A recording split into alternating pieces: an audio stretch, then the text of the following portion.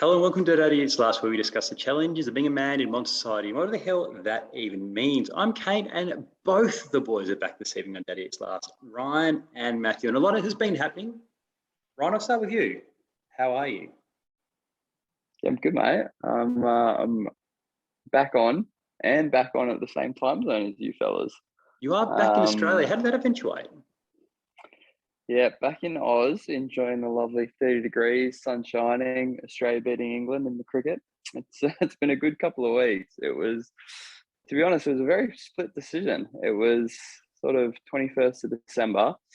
I think there was something like 100,000 cases in London, bit of talk that I might go into a lockdown. And I think after getting scarred of being locked down in Christmas the year before, and to be honest, winter is horrible over there in January. And we were all told that we're going to work from home in January anyway. So within the space of thinking it was a good idea in the morning to maybe think about going home, to having flights booked, a booster jabbed, and a PCR test ready to go, praying that we didn't get COVID between the 21st of December and flying out on the 24th. We, spare of the moment, decided to come back to Australia, and are very, very happy to have done so. It's ironic though, you've left the UK, and like across Australia we have more daily cases than the UK now.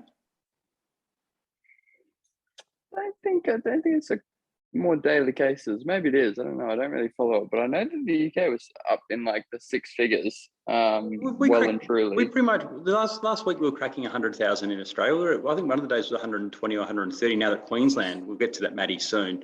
Queensland have picked up their game and they're banking 20k a day. Yeah, I mean, I kind of escaped COVID, tried to escape COVID, but if you're going to get stuck with it, I suppose it's better to be stuck with it 30 degrees in sunshine than 3 degrees in rain. It's just the joy of certainly have had to work a new body clock to sync in with the UK time zone. But other than that, it's been great to be back. Just need to avoid COVID. Yeah, so far so good. And somebody who has not avoided COVID is Matthew. Matty, what the hell happened?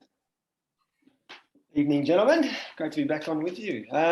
Right, so yes, I contracted COVID. So I've gone through the 7 days ISO. So I tested positive on Wednesday, the 5th of Jan. Now, we're not too sure where it's come from. I did go on a pub crawl. Pub crawl. Well, I went on a pub crawl on the 2nd of January. And yeah, there were some points there later in the night, obviously dance floors and things like that, no mask wearing. But I don't know, after thinking that's where I got it from, after doing a bit more reading and, the government website suggesting that the average is 5, I'll be at SeaWorld on the 30th of December, and also a DFO sort of factory outlet, which when I think about that was just mental in some of the shops. It was, the Boxing Day sales around that time. And it was sort of shoulder to shoulder in a few of the shops as well. So pub crawl potentially, but maybe even this other place as well. Some of the guys I went on the pub crawl with reported scratchy throats, but I think they did negative tests. And again, I was with the whole family at SeaWorld and Kim's mum, and she didn't test positive either. So who knows? But we'll go with pub crawl. It sounds better than catch it there. All the data points to pub crawl. Dancing, no masks, vertical consumption, all the things which are not allowed in any other states along the eastern seaboard, apart from Queensland.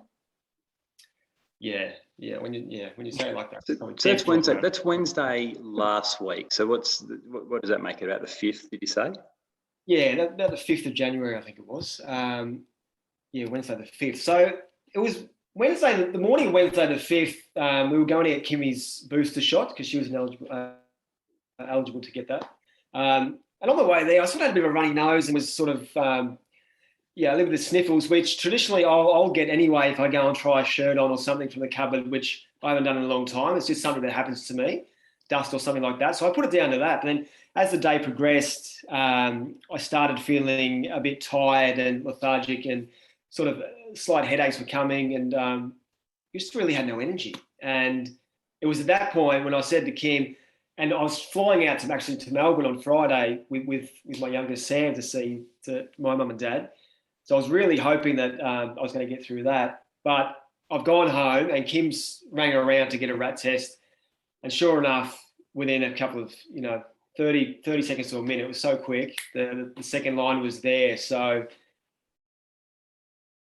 was about 3 o'clock in the afternoon that it was battle station. So they've thrown me into the to our bedroom, which has a bathroom, an ensuite. So I was okay there. And for the next, I reckon, 2 or 3 days, I was just pretty much in that room, and I only ventured downstairs when the kids were either in bed or they'd moved to a separate room, and I'd obviously mask on through the house just to go outside and get some fresh air or do something like that. But for the first 2 or 3 days, it was, it really knocked me for six. It was, I was constantly tired. When I was coughing, my head was sore from getting headaches as well from that. The runny nose, and just, I wasn't tired to the point where I was sleeping all day, but just tired to the point where if I'd go for a walk around or, I brought some weights up stupidly thinking, just get some stuff done. But after a couple of reps, that was it. I was just floored. I was just back in laying in bed and start reading a book again. So it wasn't really an enjoyable experience at all. It was only after day 3, which I was texting you boys as well, I was starting to get progressively better. And I reckon day 4, I was probably back to where I was pre-COVID. Are you still tired now? Because I got a few friends that have had it and they go, like, it took them a good couple of weeks. So they kind of just felt that they were running at like 80, 90% for like 3 weeks afterwards. Yeah, it's funny you should say that. I don't know whether I'm tired from that or I've really been pushing myself, get some stuff done around the house the last couple of days. And it's been, 30, 31. And I have been outside, but by the end of the day, I'm absolutely knackered. So I'll take it easy tomorrow, and then we'll see. If I'm tired in the afternoon, then maybe I'll put it down to the COVID sort of lingering. Now, did you how much toilet paper did you go through? Because obviously Australians stockpiled toilet paper through the early part of the pandemic when we thought we were going to get locked down or get COVID. How much toilet paper did you actually go through? Just a normal amount, or a bit more than normal? Oh, I'd say just a normal amount. We'd stocked up pre to this. I didn't even know this was about to happen, or everything was going to go off the shelves. But we conveniently bought an 18 or 24 pack prior to that. Family pack. And then when the shelves started emptying, I started thinking, wow, that's just worked out nicely. And okay, other people in your house, how did they go? Did anyone else catch it? Yes, they did. So Kim went and so I was tested positive Wednesday. Kim was feeling a bit average on the Thursday, which she thought, well, that might be because of the booster shot. But on Friday, she was still feeling a little bit iffy. So she went and sat in the car for 5 hours with the kids and everyone got PCR tests on the Friday. And we were just constantly checking the MyGov website, trying to get an update on the results, because this was a point in time where the lines, obviously the 5 hour in the line to get the test, the results were taking just as long to come back. So I think maybe 6 months ago, 24 hours, you'd have your tests back, your results back. But it wasn't until late Monday afternoon, that actually the whole family got their results back. So, and Monday during the day, because Kim had been ringing the laboratory or whoever takes care of the results, and they were saying, look, it could be even 5 days. So they did do a rat test on Monday as well. But in terms of the PCR test, so Kim came back positive. Sam came back negative. Eloise came back negative, and Mia came back positive. So 2 of the 4 tested positive. And it was world ending for Mia, even though she was healthy. She wasn't showing any signs of sickness or anything like that. But I guess a kid on school holidays, you think the worst, you're going to be locked down for 7 days. So that was a test which was done on Friday. The rat test they did on Monday during the day prior to getting the PCR results back, it was just the kids who tested. And it was Sam again was negative, Eloise was negative, and we didn't bother doing Mia because she'd already done one. And Kim was a bit iffy on Eloise's test because she thought, well, she doesn't know if she got enough saliva or mucus out of the nose to do the test, because it did come back negative. And as we've done a rat test since on Eloise, and she's become positive. And we've done the same again for Sam. We've got some saliva tests for the male, and he was negative as well. So he, for whatever reason, has gone through this whole, the PCR test negative and 2 rat tests negative as well. So we think he might be okay. And I think the girls have got, so Mia is, her 7 days are up. Today's her last day. And then I think Eloise's last day is Monday. So she did her rat test. So you'll be back to normal. I say back to normal, all things being equal, on Tuesday. Correct. Yeah, all things back to normal. So what have you done with 3 kids in effectively COVID roulette? Oh, it's been a lot of TV, Ryan. A lot of TV. But keep in mind, for the first 3 days, it was pretty much just Kim, and so she was cooking their meals and obviously putting them to bed and kisses and cuddles, because she hadn't done her PCR test until the Friday. So that's where I'm tipping Eloise and Mia received it from Kim. But yeah, they haven't been too bad. I think the fact that they got through a 5-hour stint in the car and they all came back home alive meant they're quite resilient kids. So yeah. We didn't bother trying to structure too much stuff, because we thought, let's just get through this 7 days. They can watch TV if they want to watch TV. We'd have outside time and play time. And once I got past my 7 days, then I was able to sort of interact a lot more with them. So you got, I can sort of take a bit of the burden off Kim. You got your test on Wednesday. You got your test on Wednesday. Kim did her test on Thursday. Is there any chance that she gave it to you? Maybe. I don't know. I haven't actually sat down and looked at the timeline, but potentially, maybe if she was showing her symptoms later, and then maybe she did give it to me. Yeah, and I showed mine earlier. If we were both outside of the averages, could be something in that. It wasn't the pub crawl after all. Got to the bottom of it. It wasn't the pub crawl. I know. It's interesting though that you got it. You seem to have got it much worse than Kim seemed to have got it, and the kids are, I assume, almost asymptomatic. Correct. Yeah. The kids pretty much had nothing at all. I mean, Sam definitely nothing, and then Mia, and we've heard some stories that kids. One of the signs for kids maybe is some vomiting and sort of upset tummy. That kind of thing, which our kids didn't have any of. And with Kim as well, she, like I said, like on that Thursday after she had her booster and she had her PCR on Friday, she was pretty run down on the Thursday. But again, we were putting that to the booster. So potentially she had a milder sort of dose of what I had of COVID, and maybe it wasn't the booster. I'm not too sure. But yeah, following on from sort of Friday onwards, she was okay. She's saying at the moment though, she was out of her 7 days yesterday. She went to the gym this morning, and she feels so like her breathing is quite tight. She has to suck a bit harder to get the oxygen down. So whether or not, like you said, Ryan, there's a week or 2 weeks post COVID that you experience these kind of issues, maybe that's going to be something for her. But I've been for a couple of runs, and I've been to the gym as well, and I'm okay. I feel fine at the moment. I feel good.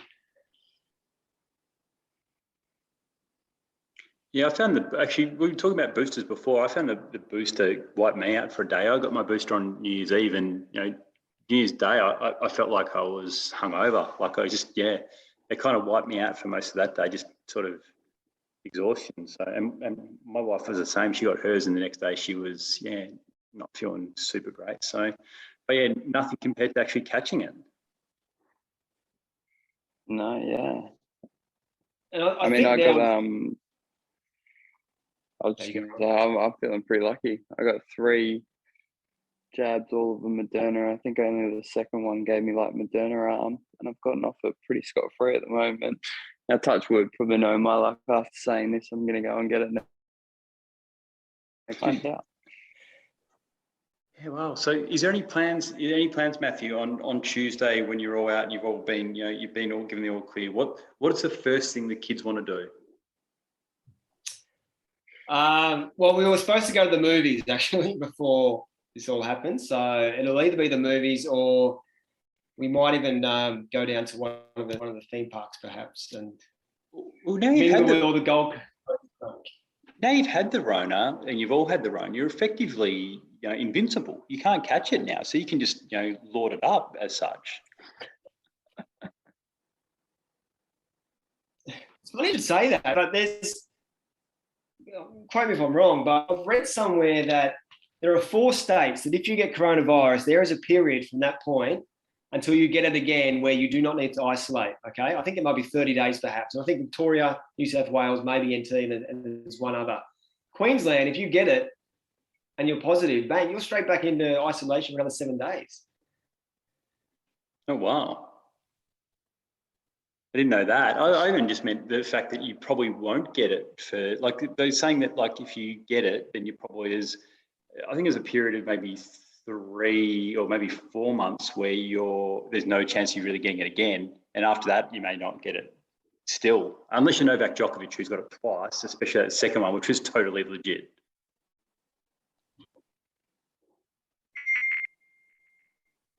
To fact check my quote, but I'd like your one better, Kane. Yeah, I'd like to know that having it now means I'm good to go for an X period of time.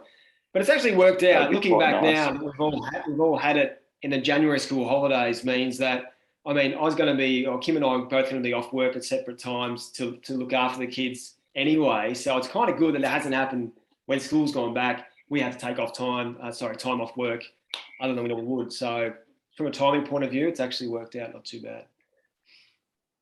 Yeah, like I can see we're in a hiding to nothing down here. Like our little fella gets his first vaccine on the 23rd. They go back to school on the 31st. I can see it just being just a schmozzle, and the first couple of weeks it'll just rip through schools down here. So he'll have 1 dose. He'll be relatively covered within a couple of weeks. So hopefully it doesn't. Yeah, hopefully we can avoid a bit of it. Like it feels like it's inevitable now when the schools go back. Looking at the data in sort of early December, schools will be big. Yeah, early December, the highest percentage of cases were in 0 to 9. It was like 25%. School finishes, everyone goes in holiday mode. That 0 to 9 dropped to 5% of the 5% of the infections, and 20 to 29-year-olds jumped up to sort of 30%. So it skews depending on the time of year and who's doing what. And you're right, Matty. Probably better, in the middle of summer, whilst you're on a bit of recovery time anyway. We've had half of our team with our home healthcare business out with it at the moment, and we were like, well, this is a terrible start to the year. But then we're also like, you know what? If you're going to fight off anything, you probably want to be fighting it off when it is probably still a little bit quieter at work. The sun is out, in the middle of winter, and dealing with colds and coughs and everything alongside it. And it's silver lining, but still sounds like it was pretty shit to get. Yeah, it wasn't fun. I'm probably glad that out of the 5 of us, I copped the worst of it, because I guess accept it and then sort of try and get better. Whereas I think it might have been a bit more whingy in the household if someone else had the go. You're a tough man, Nick Ty. You're the first person I know who's had COVID. So yeah, it was when you got it before somebody who was in Victoria. There's a bit of irony in that we had so many cases in lockdown for so long, but somebody in Queensland was the first person I knew who actually personally who got it. I'm honoured to be the first. I'm also the first that I know too. So, mate, it's good that you're back to full health, and it's good that your family are back to full health and you get to get out on Tuesday. I reckon it's a pretty good place to wrap up this week on Daddy Eats Last. Do remember to subscribe to Daddy Eats Last on iTunes if you haven't done already. While you're there, please leave a review. Also tell your mates about the podcast, especially if they are guys. We're back next with another episode, or should I say injection, of Daddy Eats Last. Until then, ciao.